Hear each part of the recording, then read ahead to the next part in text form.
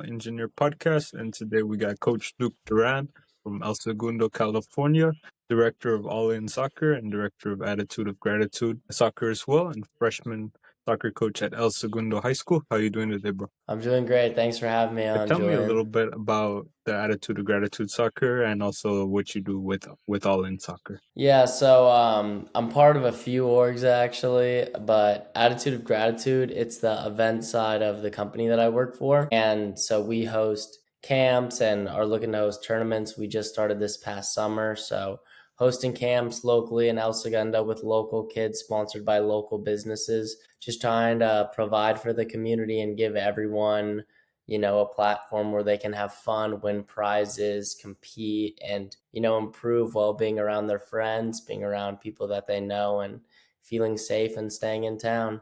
And then all in, we're looking to form teams coming up in 2026. So not too much work done there, just laying all the groundwork logistically, getting everything set up.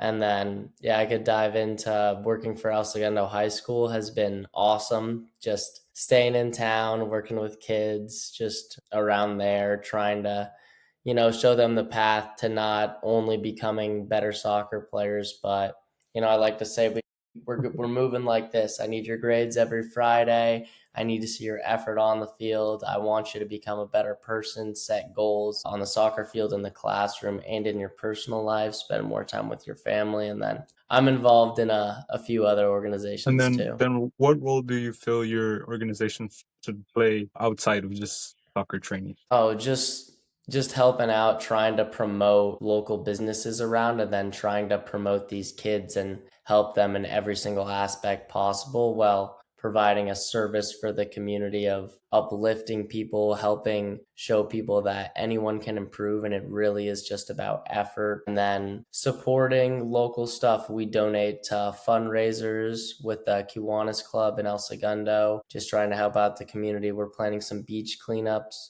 We really just want to be a face out there that is just trying to build up the community in every possible way, and do it our way by having a smile on your face and being the janitor and the CEO, taking all steps to, turn every stone, and then just provide something that helps people and makes people And smile. then how do you measure success at an organizational level? Like what is it? Are you looking into player development, character building, opportunity creation, or more like helping with college placement, college education, things of that nature? Yeah, so starting with the freshman team, not insanely built on getting these kids into colleges as they're still on the freshman team, not on varsity or anything, so just helping develop them. But you really need to take a look at the team and the players, because every single organization's different. So just starting there and having a relationship with every player, being able to have a dialogue with them, because every team I've been a part of and I've been a leader of, from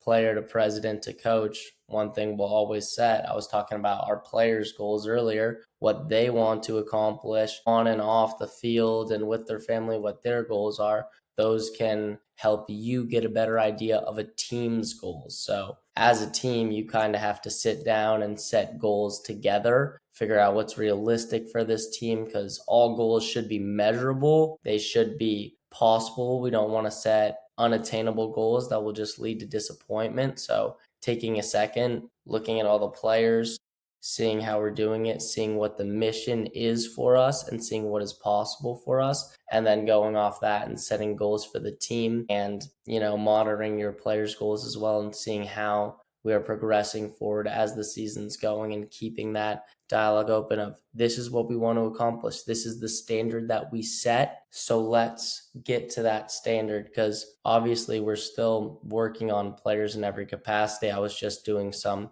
player evaluations with notes earlier. We all want them to improve in every way, but then it's setting the team goals based on the team to, make it personal. Everything we try and do, or I try and make it personable and personal to whoever it is. And then building off that with goals, what's the long-term goal and vision for AOG and for All In the next 2, 3, 5 years down the line? Continue to grow in the South Bay, first of all, help these kids become better players and actually get those connections to schools in the long term, help them improve in every capacity, and then continue hosting camps, building bigger camps and better camps, including more people, bringing in more coaches. We always try and bring in different coaches each time to give the kids a different perspective. And then, yeah, once we can grow fully in the South Bay and become a force in soccer, we want to expand up to Northern California and out of the state and just keep growing our mission of showing these kids what's possible for them. So, looking to continue to grow in the South Bay and expand up and, you know, send our message of attitude of gratitude and send our message of being all in everywhere we And then you, can. you just mentioned camps. What makes your camps unique to others? There's lots of different camps out there. What brings yours to the forefront? Yeah, so I went around the South Bay actually going to other clubs' camps and watching them. But what I think makes my camps different is the personalization side. Again, I have all my players fill out forms and write notes on what they think their biggest strengths and weaknesses are and what they want to work on. And then the camp is custom built with custom groups made by me for specifically designed ways that they can improve in their weaknesses and in live play, and then progressing those things, making it a progression. And then, they still get to work on some stuff that isn't just on the list, but general stuff that everyone can improve in or see something different from a coach that has a lot of experience and is great in his own right. But just the personalization side, and then having so many local businesses come and support and give prizes to the kid. We want to make it like a festival celebrating the game where we got good music going on. We have you with your friends in your custom group doing the plan that will help make you better as a player that you specifically wrote down and want to improve on. And then you can win prizes just for effort and trying, giving it your all, because that's what it's all about. If you're not giving it your all, like that, it's just that's ridiculous. So, but even, these are kids that lose focus and want to have fun. So like we had some of the kids get comfortable. I've had some kids come to every single camp I've hosted now. So like even they're like, oh, it's Coach Dookie, it's Coach Dookie. I'm like, oh, you can't call me that now, come on. But they were like bickering, having too much fun trying to play Mesa ball. Shout out Zach and Louie. Mesa Ball is awesome. Everyone should go check it out. And one of the other Mesa Ball coaches was like, what's going on here? I said, hey, winner of this game gets a prize. And those kids instantly, it's like the switch flipped on. They were locked right back in, trying to like bicycle kick it onto the table. So just a little extra incentive to make sure everyone's giving their all and then keeping it fun at the end of the day. I think that's what makes our Yeah. And camps then in the different. camp environment, how do you balance that fun, development, and also competitiveness? Just with trying to have creative and fun drills and then having stations. So keeping it fresh and something different each time. And then you're kind of always moving around, doing something new with new games and something else to compete in so that they're kind of always on the move. Making sure the energy's high with all the coaches. We have our music going. We always have the fresh cuties, like the little oranges, so the kids can eat and refuel, and giving them a water break after every station, and then just bringing the enthusiasm. If some of the older boys are kind of slacking, because that's like all the kids are going hard, but it's like the older, getting 13 and up boys, when they're slacking, I just hop right in their drill and show them how it's done. Someone needs to set the tone. So if the kids aren't setting the tone, I'll hop in. I'm careful. I'm about their size anyways, so it's fine. But I show them how it's done. You got to go quick and move it, and then putting extra incentives on the line whenever you're competing for something or a prize. It keeps it funner, and then always doing something new and something creative, something that challenges you mentally too. It's no just dribbling through cones and passing it. You're doing something you just learned in a live sense and implementing it against other players. Because I feel like if you're just dribbling through cones all day, you're going to get tired of it. If you're going against your buddies competing for stuff in different forms of competition the whole time, you're going to be raring to go. And then also trying to make our camps digestible to the kids where they're learning something but not learning too much at one time, and then having the breaks and having the fun games in between as And then well. what do you hope players take away from your camps? I hope they take away their strengths and all the little bits of info we try and drop in and reflect on themselves more as a player. You need to have that self reflection of, hey, this is who I am. These are my strengths. I need to lean into these and emphasize these when I'm playing. And then here are my weaknesses, and here's how we can improve them. And every player that comes to my camp gets a handwritten card evaluation later of how they did in specific ways they can improve stuff that was on their weaknesses and then stuff that any of our coaches saw. So just a takeaway, I competed really hard and had fun and got rewarded for it, and I'm more aware of myself as a player now. And then all just the little things of what it means to be a good teammate as well, and to be on a good team. Like, something I'm always saying is the best teams, scientifically studied, have higher rates of contact, more hugs after goals, more high fives. The first thing you do when you get to a practice or a game should be to walk through and just dap up every single player on your team, go talk to the coach and say what's up, and establish, kind of, I call it the AOG family, establish every team that you're on is your family. And that's why some of my soccer friends are some of the best people I've ever met and some of my best friends in my life. And that's because those people in your family, on your team, you go out there and you go die for them, you go compete for them for the whole game, and they know the essence of who you are because they see you when you've been hit with adversity or anything that goes wrong, how you respond to the good times, how you respond to the bad times, what your core character is. Because everyone can be a good teammate when times are good, but can you be a good teammate when times are bad? How do you reply to stuff? So just that kind of awareness is what I'm trying to provide at my camp. It's all about being aware and present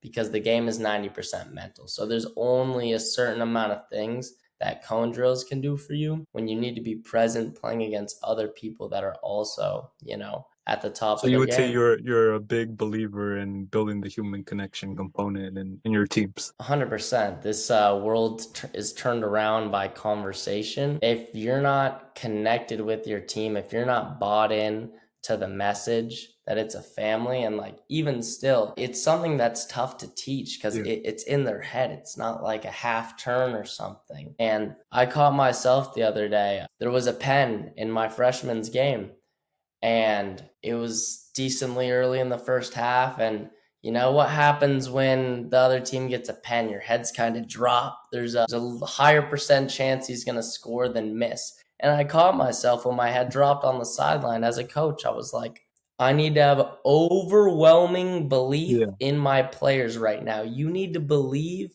in your teammates and everyone in the org, or it will not happen the same way. And as soon as I caught myself, I come with my clipboard running down the sideline. Hey, guys, our keeper will save this. We need to crash. Yeah. We need to crash after it. I'm trying my best to just let him know. And I have the overwhelming belief. I say in my head, I know he will save this. And, I couldn't relay and get that into my team's head quick enough because they're not right on the line ready to pounce, and our keeper saves it and someone on the side comes in and taps it in. Little garbage goal, a preventable goal. So just having that overwhelming belief and having that human connection that your buddy is about to go out there and work his absolute butt off for you just makes you want to work even more. Because part of my philosophy is, if I have something or some group of people depending on me, then I know I have to work hard for them. I know I'm going to give you 110%. Even now, I'm in the gym and I'm like, I'm expecting so much of my players. How am I not going to be in the gym and give my all right now? It's just another thing that you can use to motivate your team and motivate yourself to keep on propelling you forward. Because being part of these orgs, being part of these families, being part of these teams, it's a group of people in the same arena that you're in. And, you can handle it however you want. But my whole philosophy is, hey, we're all going to go up together. And then as a player, I'm always like, I'm going to pick someone. Well, I did it on every team. It doesn't, you're friends with everyone on your team, but I'm like, I'm picking you to be my rival. I might not even tell you, but every single time when it's time to go, hey, I want you, I want to guard you, and just fostering a relationship of competition and building each other up and going against each other. That's what it's all about. The whole world is about that, in Yeah, my and like opinion. kind of building off that point, what I tell people is like you can't beat energy and you can't beat momentum. Like you can be if you have a group of people that are willing to go out on that field and die for each other, you can beat teams that are a lot more talented. And the same in life. Like if you get a good organization with people who have good energy, you start to build momentum like that. That's gonna carry you farther than anything else. It's definitely like, if we can band together as people and kind of fight for the same thing, we're gonna go a lot farther than people who are more talented but less together, I guess, in a team sense. 100%. Those are like two things I say regularly, especially when I was president and player of the Virginia Tech club team. When we made our run to the national championship, everything is energy. Everything is energy from the bench. From the Yeah. bench, clapping on the bench and standing up provides a boost. It's all about your energy, how you word things, how you talk to your teammates. And then the better team doesn't always win, too. Every single time you show up to play, practice, I don't care who you are, what you've done, you start at zero. Every single time you take the field, you start at zero. And it's like another thing. What does it mean to be hungry? I would ask my team this. What does it mean to be? Oh, it means we want to win. It means we will win. Being hungry means when you step on the field every single time, you want to prove to everyone there who you are because you start at zero and you're so hungry. You need to prove everyone this is who I am, and I'm going to leave no question that everyone is going to know who I am as soon as this game or practice is I mean, over. kind of getting back to your camps. What does a session look like at one of your camps? What's the sort of layout? You said you're doing different stations. What do those stations look like? Yeah, so it's always changing depending on, the different campers that are there and what they want to work on, what coaches we have available and what their specialty is. But give you an example, like our first camp, we did like a little live scrimmage as soon as we got there. Well, we do our warm up and, we get everyone's cards for what they need to work on during their camp and what the strengths are. And, sometimes it's a Google form and we have them warm up in their groups. Everyone kind of answers a question about them, says how old they are, what their name is, just so everyone can be familiar with each other. Then after a live scrimmage, if we need to adjust groups, we'll break them off. One station is usually mesa ball and soccer tennis, and they're just working on their touch and juggling, and it's modified for every age depending on what they need to work on. Then one station's usually like possession, passing, body positioning, how you want to move. Sometimes we have 3-day camps, so it's always changing, always putting in something different. When it's 3-day camps, usually the last day is like mostly all games and stuff. But then, like an example of a drill is it's two puck goals and there's little cones gates, and you need to keep possession Okay. with your team and pass it through the gates at least 3 times before you can go to goal. So you have to be making runs off the ball towards these gates and then just trying to progress them. And then some sort of live game or finishing game would be the third station. Like one example I like to do, one of my coaching mentors helped me learn. His name's Jack Wardale, and it's a 5v5 kind of two larger goals live scrimmage, but you line up across from each other and it's positionless. It's 5v5. You are man marking someone the Okay. entire time. So you have to be making runs off the ball, moving constantly, checking into your teammates while man marking someone. So it just keeps players on their toes in terms of like movement and stuff like that, and checking in, defending, being present, because you can't lose your man and your team will say, hey, you need to track back. So it also works on the communication and holding each other accountable. But then, yeah, doing finishing games, working on volleys. A lot of these kids just want to work on volleys, power and finesse, and then incorporating some sort of live scrimmage and then doing like a joint camp soccer tennis at the end too. So everyone can have some fun and win some prizes. But it's always changing because the kids' needs are always changing. So there's no set formula. We're always trying to improve and learn new stuff, just like these And then kids are. we know you're big on energy and motivation, but how else would you describe your coaching style? The first thing I say when I come in to coach or work with anyone is that I'm here to serve you.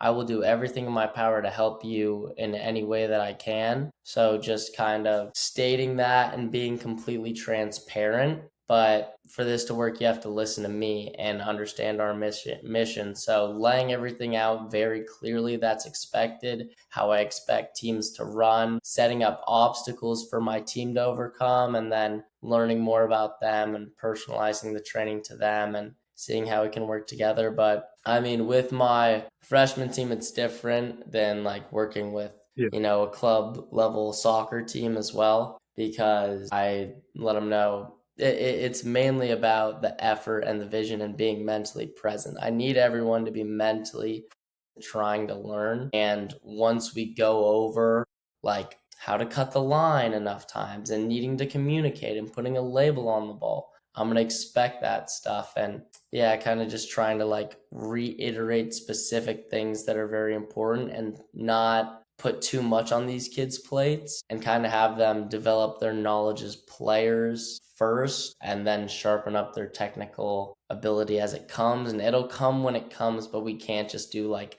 passing yeah. lines the entire time. I want them to gain some sort of knowledge, but just a togetherness of moving together, just very communicative and effort. I mean, obviously, we know tactics, but then again, coaching style, every player needs to be coached different. I have my same persona when talking to the team of kind of being very outgoing and a little crazy and, wanting everyone to give their best. But some players you need to go up and be like, hey man, you got this. Like, you get the ball in the wing, you're free. Like, I'd always tell one of my friends at school, I'd go up to him, you're free. You're free as a bird.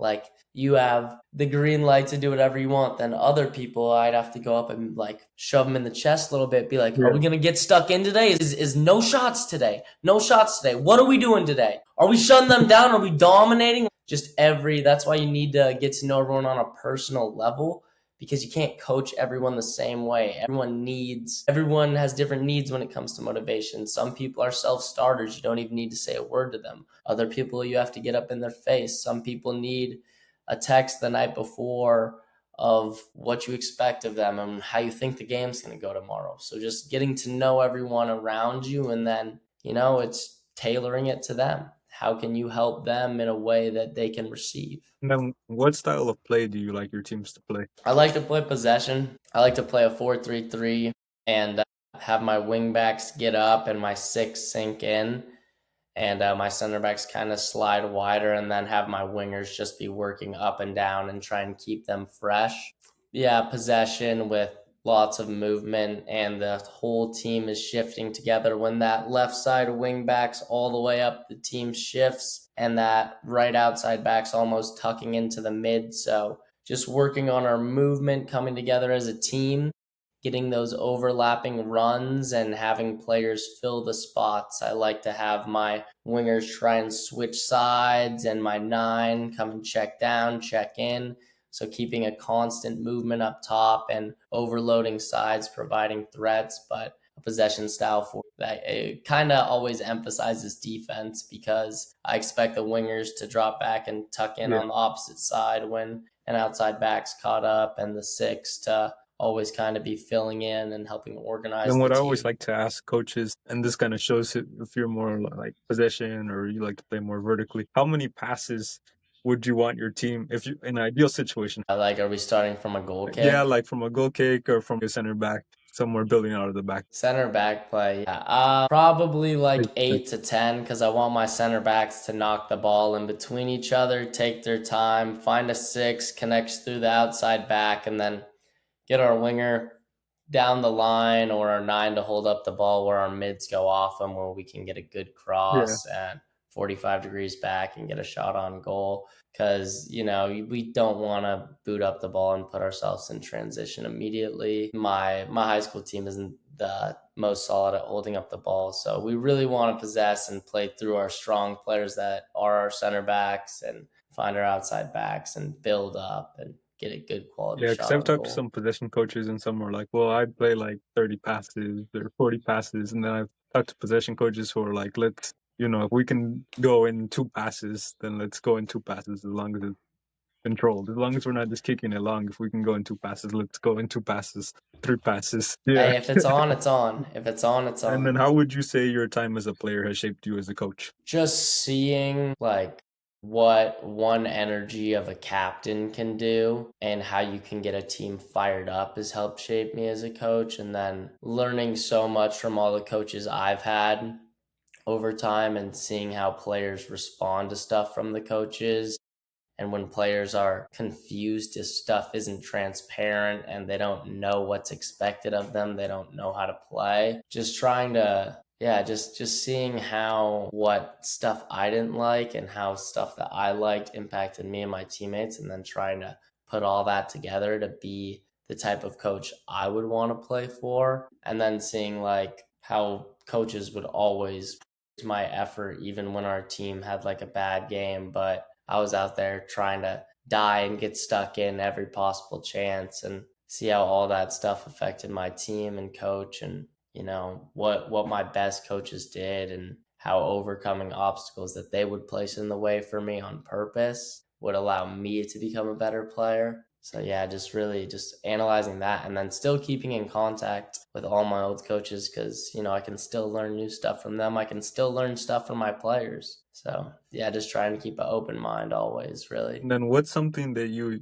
teach now as a coach that you wish you learned earlier in your soccer playing career? Probably the ability to be completely present for the full game, and then wanting to raise the level any chance I got. Because I remember as a player, sometimes I'd be like, oh, I got a goal and an assist, and like we're up 2-0, like we're kind of cruising right now. And, playing at a higher level at school and being like attached as like the coach and the president and loving the team so much, like I just wanted to dominate every second of every game. So just like learning how to be present for a full game, how to last a full game with that same energy, and then always kind of just being greedy, having an insatiable appetite to keep on going up. Every single time a goal is scored, let's raise the level, let's go do it again. It doesn't matter what the score is, like we want to dominate you. We want to play the entire game. Organized sports are a gift.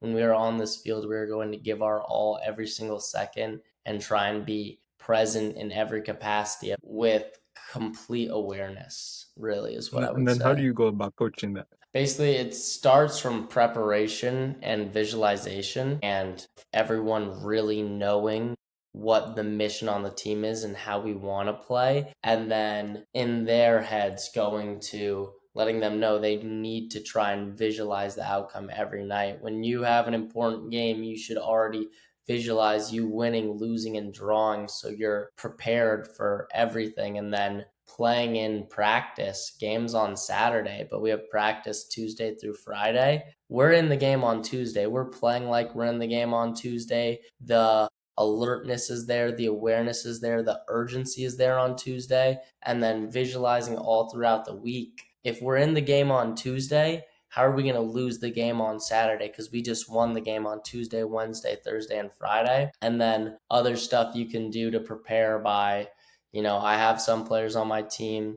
I try and tell them to meditate. I really firmly believe in breathing and posture shapes who you are, shapes your body, and showing them breathing exercises they can do that actually gets blood to your brain, that makes you more responsive. I've done this breathing exercise. It's called a Wim Hof breathing. I've done it before every game, every practice. I do it before I have exams. I do it before I go speak in public, and, just trying to show them how you can be present and aware. And then the question in your head should always be, what can I do to work for and help my team in this moment? So stuff like And then that. we're both young coaches, but what advice would you have for a fellow young coach who's either just starting out or just another one of our peers? Say, be transparent and let them know that you're here to serve them. You need to have your players wanting to play for you, and you are blessed to be a coach. You are blessed to be in a position to help shape these athletes as they grow in a very tumultuous time in their life. So just let them know that you're here for them. You'll do whatever you can to support them, and then back those words up and make sure to give your all every day and just be organized, have a schedule, and communicate with the kids so they know what the process is and how do they want to grow, how do you want to help them grow, and then all the other stuff will fall in. But you need to have you need to be creative and kind of, I don't know, have a vision for them, but then let them know that you are there for them at the end of the day and that you care about them, and to show them love, because we want to create a family at the end of the day. That's the first thing. Create a culture, create a family that will go to work for each other. So that'd be the first thing I'd tell a young coach. What do you want your legacy to be as a coach? What do you want Coach Duke to be remembered for? Uh, Definitely a little crazy. No normal person has ever done anything great. And, just intensity and caring, smiling, knowing how to pick up players when they're sad, helping them get better. But someone that helped the community and helped, men, someone helping people become better people, just helping people become them best selves. That's how I would want my legacy to Perfect, be and I think you're remembered. you're well on your way to that. And then let's go into college soccer a bit. What do you feel? When do you feel players should start the recruiting process, and what should that kind of look like? I'd say it depends on where you're at, but freshman to sophomore year, I mean, it's never too early to at least try and come into contact, probably sophomore to junior. I don't really know the regulations, but at least reaching out to coaches, doing ID camps, but making sure to email every single coach. If you really want something, you need to try and contact everyone and get the word out, talking to your coaches, seeing what coaches they know, because a lot of this stuff's connections, and it's getting tougher and tougher because colleges are recruiting internationally now. So there's plenty of international players going to all these D1 colleges. So helping to kind of network in the community, but then do everything in your power, leaving nothing up to chance to be your own biggest advocate and go talk to all these coaches, do all these ID camps, and be present, going to shake hands, going to shake coaches' hands and talk to them, and asking people for help. You can't do everything alone. You need to ask people for help and see what they think. So just talking to as many people as possible, making your goals known and clear, and just doing your homework. If you do everything that you can do on your side, then you do not need to worry anymore, because you put in that time and effort. And when you put in 100%, you know that it's not even a question. So depends how much you want it, and then laying out the path. But you need to be your own biggest self advocate and be present in any situation that could help you find the path that you want to take to a career in college soccer, or playing college Then staying soccer. in the college arena, I know you know a good bit about the NIL space, and I know it's not as big in the soccer community, but can you tell us a little bit about that? Yeah, so I mean, NIL's taking over. You mainly see it in football and stuff, but it's all about, selling yourself, name, image, and likeness, and working with sponsors, which is what I do. I get a lot of sponsorships in the community here for my camps at Virginia Tech. Even though I had no real connections to Blacksburg, I was able to make great connections in the community and help our club gets sponsored, help run like a sport club Olympics for every single student in sport clubs. But just reaching out if you really want it, and there's some like industries or companies that you like, why not reach out to them and see if you can make a partnership? If you have a name like Montez Sweat, a player had an NIL deal with Old Spice, like that's what it's all about. Capitalizing off whatever you are and leaning into your name, image, and likeness, and reaching out to local sponsorships in the community, local businesses, because you never know. Like, the worst thing people can do is say no. So I guess kind of selling yourself if you are that inclined for NIL, because, not that much money is going into soccer NIL the same way it is to other sports like basketball and football, but also reaching out and asking questions to people at your school. Like, I know Virginia Tech's NIL funds Triumph NIL, and they try to work with all of our athletes. So just asking questions, building up your own social media platform, and then leaning into who you are. It's your name, image, and likeness. So, how do you see yourself representing other companies and then advocating for yourself again? Opportunities don't just drop by on a silver platter. You got to go out and get them. What life advice would you have for people? Life advice in general, I mean, obviously a lot of these things are on the similar things, but just kind of see who you want to become, see what your interests are, and you know, I kind of want to say like be the change you want to see in the world, but whatever you think is wrong with the current system or whatever you are passionate about, lean into that and lead by example too.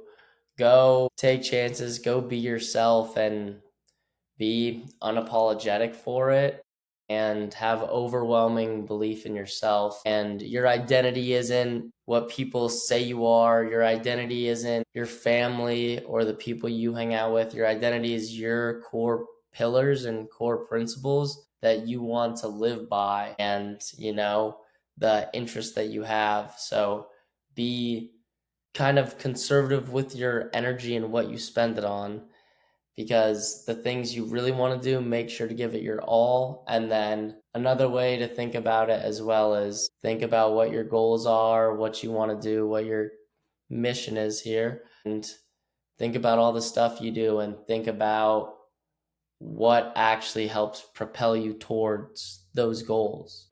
Yeah, you just kind of have to meditate on it yourself and really analyze yourself and the type of person you want to be because it all starts with reflection of what you're doing and what you're passionate about, how you can get there, and who's around you in your life that can help you. And then, just treat everyone great as well, obviously. And then I But got some yeah, quick fire questions for you. Nike or Adidas? Nike, but Under Armour. And then who's your soccer idol? My idol. I really liked, I'm going to say Theo Walcott and Okay. Shaqiri. I love those No, that's a guys. great shout. Those are outside the norm. Yeah.